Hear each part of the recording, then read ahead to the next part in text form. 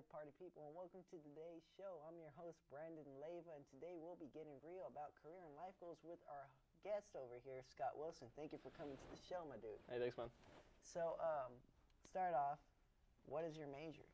My major is sports broadcasting. It's a community major. Right on. Communication major, sorry. Communications. And what do you hope to do with sports broadcasting in the future? Be play-by-play or color analyst for a NHL team or a smaller hockey team. Right on. So how did you get, the influence to pursue sports broadcasting? I played hockey all my life, so I think sports was just a big lifestyle for me. Yeah. And talking about hockey, talking about sports to me is pretty easy. It's pretty self-explanatory. Getting coached and stuff, just plays and stuff kind of get into your mind, and seeing the game for what it is, it kind of helps. So how would you say sports has helped you in your daily life? Not necessarily in sports broadcasting, because that's kind of an obvious point, but in like your everyday, like day-to-day.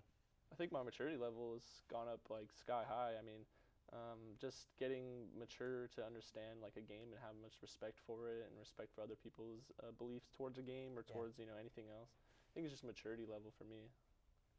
So would you ever consider doing something else other than sports broadcasting? Yeah, if I had to choose another major, I'd probably do music production or anything towards music, making music or maybe DJing on the side. But I'm not trying to get famous or anything. I'm just trying to I like music enough to understand it and maybe respect it a little bit more on a productive side. Yeah. So I think music production would be something different. Cool.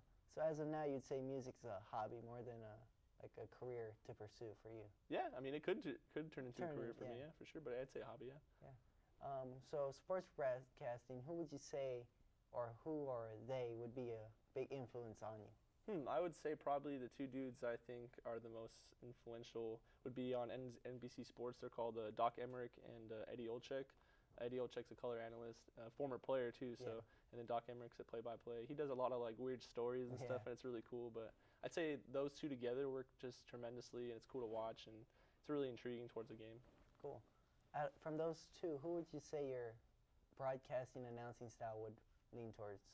I think more Eddie Olczyk since I've played a lot, Yeah. so I think maybe I can bring in like a little aspect of the game that I see more often. I think that's really cool with color analysts because they're mostly former players. Yeah. So they see the game a little bit differently. They play the game differently. They know the nuances. Definitely, yeah. So I think when it comes to that, I think bringing my own style into the game. So I think Eddie Olczyk for sure.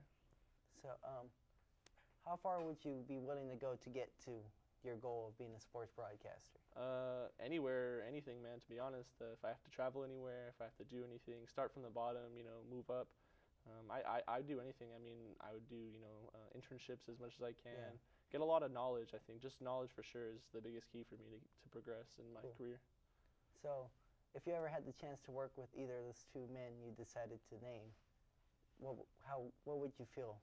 What would be that feeling?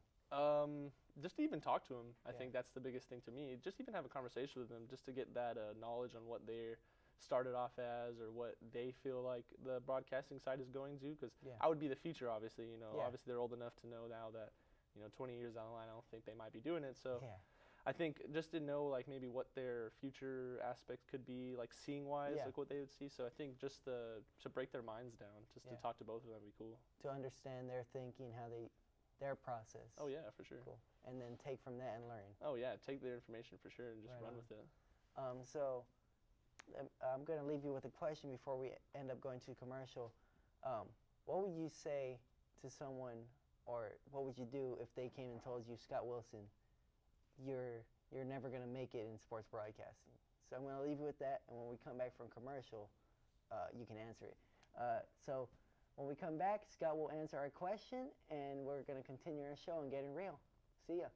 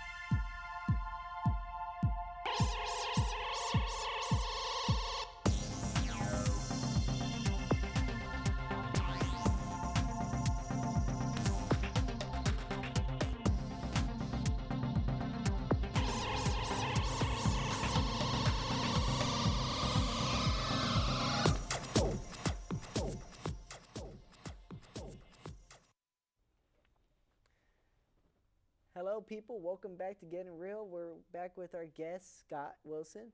And when we last left off, we asked him, how would you respond to someone telling you that you couldn't make it in the career that you want to pursue? Definitely such a hard question. I take maybe the sports aspect side of it. Coach telling you, giving you a little bit of pressure, maybe a player giving you a little bit of pressure. And I think if someone told me that straight off the back, I kind of would laugh at them. I would maybe just tell them, all right, for sure, man, like, you're probably just a little upset at what you're doing, or maybe even seeing progression in my life that you think maybe I'm going to take your career, which in my side, I think at the end of the day, that's awesome because, I'm going to take your career. I'm going to do better at it. So I think someone's told me that right off the back, I'd probably just laugh and just be like, no worries, man, shake it off and move forward. Take it as a positive, more of a negative. Yeah. So you're going to grab that negative thing they throw at you, flip it on them into a positive and show them like, hey, I did it. I proved you wrong. Yep. Right on. So in that same aspect, is there anyone in your life that keeps you going or something that keeps you from giving up when an obstacle comes in your way or a hurdle life throws at you? I think I'd probably have to do a generic answer and say my mom, but more in the sense of she does probably more than I asked for, to be honest, in my life. She, every single day she's at work, doesn't complain about it, comes home, helps me with my school especially. I'm the younger child of just two. Just my brother's older than me. And so you're like the baby of the family. Yeah, but even like she noticed that I'm going through college and getting to that point where I'm getting closer and closer and closer every day to my dream job, and she just every single day makes sure that I'm on the right page, making sure that I'm making the right choices. And the cool thing about my mom is she sees that I make mistakes and she doesn't let it grow on me. She flips it on me and say, hey, it's a positive, keep it moving. It's a learning lesson. Oh, definitely. So I think my mom, it's a generic answer, but I don't know. She's something different. I'm very happy to have her. She's her biggest supporter, biggest fan. Oh, yeah, biggest supporter for sure. Cool. But she'll let you know when you she's honest. She's brutally honest. That's the best thing. She's honest, and she keeps it rolling, and she just takes the punches for me and lets me take a couple here and there, but I think she's just like she's a shield, man. She just takes it and moves forward. Right on. So how's your family been with supporting your dream of doing sports broadcasting? Actually, very good.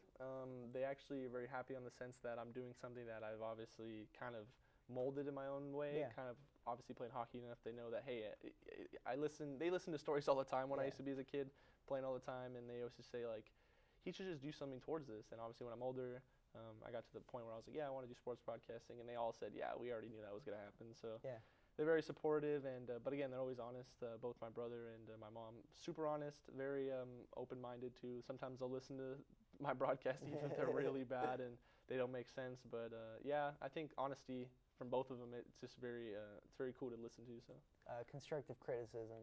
Yeah, on a very upfold part, because family's the best for that. Oh, they're honest. They're brutally honest, and I'm the same way. I think it's the best to be honest with yourself. I think that's what you need, so you keep yourself humble at the same time. Oh yeah.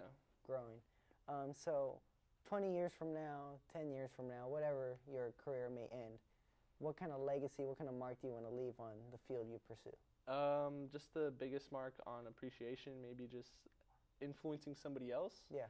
Maybe making sure that they can, take the ball from what I've given and run with it.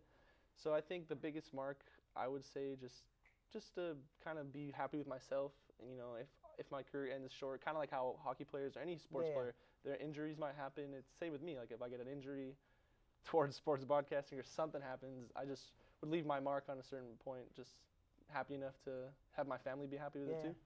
Cool. So I'd like to thank you for coming. It's been a pleasure talking with you, my man. Thank you so much, man. It's been so fun. And so thank you guys for coming and watching our show, Gettin Reel. Thank you, Scott, for showing up. It was fun. I hope your dreams become reality, and we hope we all can watch you succeed and whatnot. I'm your host, Brendan Leyva, and this has been another episode of Gettin Reel here at Fullerton College.